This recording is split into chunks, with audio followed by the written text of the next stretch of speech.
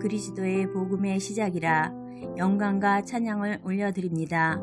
대강절 2주 주님의 탄생을 기대하며 기다리는 우리의 마음을 감사드립니다. 코로나19 사태로 인하여 온 세계가 시끄러운 시간, 우리 아동부도 비대면 예배로 또 전환되는 안타까운 현실입니다. 사랑의 주님, 우리의 죄와 어리석음을 탓하지 마시고 불쌍히 여겨 주시옵소서. 이 어려운 시간을 주님과 함께 이겨나갈 수 있도록 인도하여 주시옵소서. 이 시간에도 영상 예배로 또는 말씀으로 주님과 같이 하는 아동부 친구들을 기억하셔서 한없는 은혜와 사랑을 간구합니다. 온 세상에 주님의 은혜가 같이 하기를 원하오며 예수님의 이름으로 기도드립니다. 아멘. 출애굽기 20장 16절 말씀, 내 이웃에 대하여 거짓 증거하지 말라. 아멘.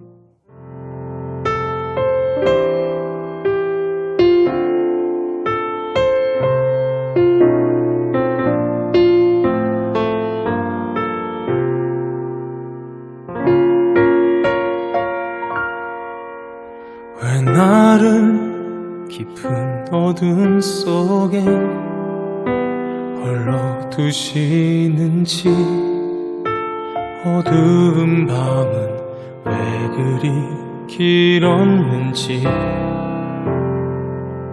나를 고독하게, 나를 낮아지게, 세상 어디도 기대꽃이 없게 하셨네.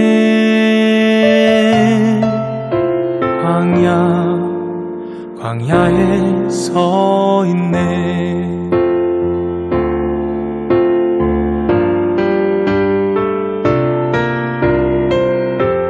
주님만 내 도움이 되시고, 주님만 내 빛이 되시는, 주님만 내 친구 되시는 광야.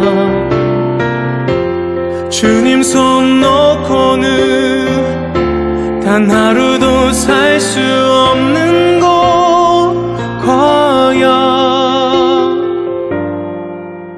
광야에 서 있네.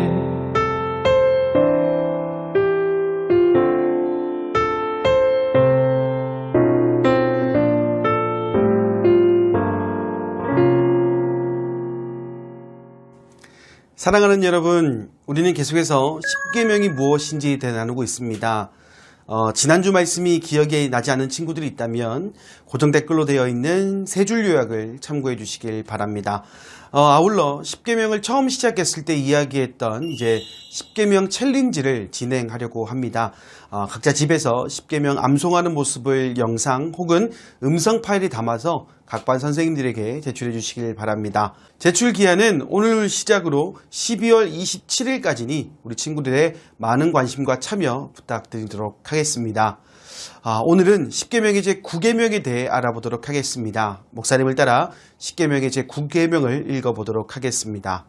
내 이웃에 대하여 거짓 증거하지 말라. 다시 한번 읽어볼까요? 내 이웃에 대하여 거짓 증거하지 말라. 모든 계명들을 지키기 위해서 각별히 주의를 해야 되겠지만은 우리 아동부 친구들은 이 9계명에 더욱 주의를 해야 될 것 같아요. 다른 계명에 비해서 우리 친구들이 쉽게 실수할 수 있는 부분이기 때문이죠.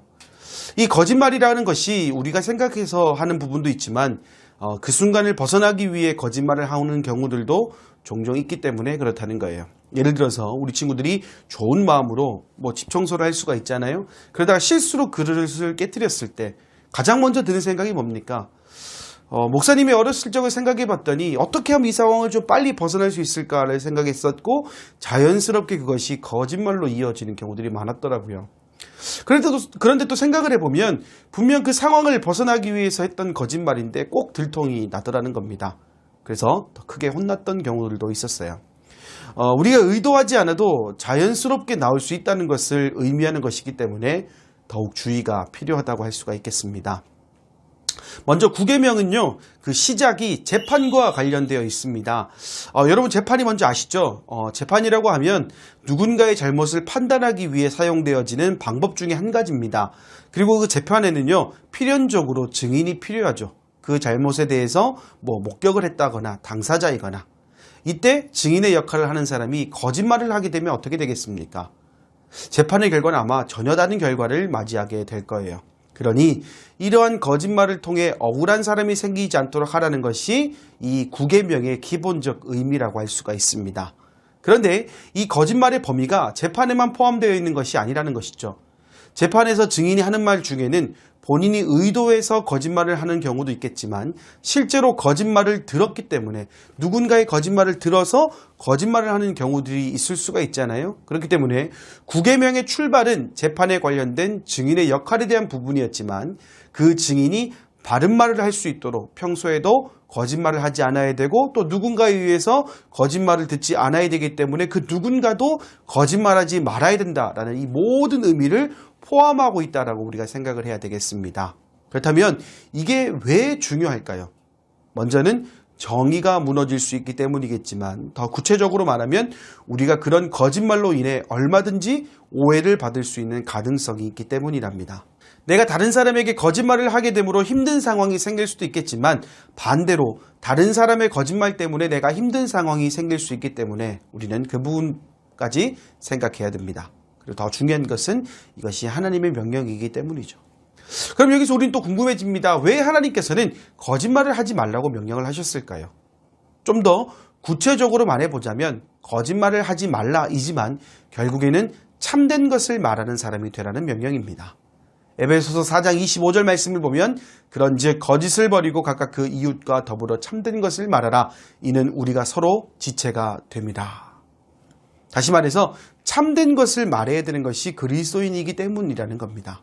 그 이유는 우리가 서로의 지체가 되어 주어야 되기 때문이라는 것이죠. 만약에 여러분에게 거짓말만 하는 사람과 살아갈 수 있을까요? 아마 생각만 해도 고개가 저어질 것 같습니다. 나와 함께 살아가는 사람이 아니라면 상관이 없겠지 하는 생각이 들 수도 있겠지만 당장 나와 같이 살아가야 되는 사람이 거짓말만 한다면 이보다 힘든 일은 없을 거예요. 그리고 우리는 하나님의 백성입니다. 하나님의 백성이라는 것은 단순히 이름만 가지고 있는 것이 아니라 함께 그 이름에 걸맞는 삶을 살아야 되죠. 그러려면 무엇이 필요할까요? 서로를 믿는 믿음이 절실합니다. 그렇기 때문에 하나님께서는 서로 간에 참된 것을 말하라고 명령하셨다라는 겁니다. 그렇다면 우리가 이 계명을 지키기 위해서 무엇을 해야 될까요? 가장 기본적인 거짓말을 하지 않기 위해 우리 친구들이 최선의 노력을 다해야 됩니다. 물론 이런 질문을 하는 친구도 있어요. 목사님, 선의의 거짓말도 있지 않을까요? 라고 이야기하는 경우도 있을 겁니다. 물론 그 부분에 대해서 목사님도 인정하지만 이 선의의 거짓말이라고 말하는 이 범위를 넓히지 말아야 됩니다. 범위는요, 목사님이 생각하신 딱 한 가지입니다. 하나님의 영광을 위한 선의의 거짓말 정도가 될 것 같아요. 자기 자신을 이롭게 하기 위해서 자기 자신을 합리화하는 용도로 사용하는 것이 아니라 하나님께서 영광을 받으시기 위한 선의의 거짓말. 이를테면 기독교가 금지된 곳에서 너 그리스도인이지? 라는 질문에 저 아닙니다 라고 얘기하는 그런 선의의 거짓말 정도가 방법이 되지 않을까요? 누군가를 살리기 위한 선의의 거짓말, 이런 것이 그 범위에 포함된다고 생각하면 좋을 것 같습니다. 끝으로 내 입에서 나가는 모든 말이 하나님을 나타낸다는 것을 기억하는 겁니다.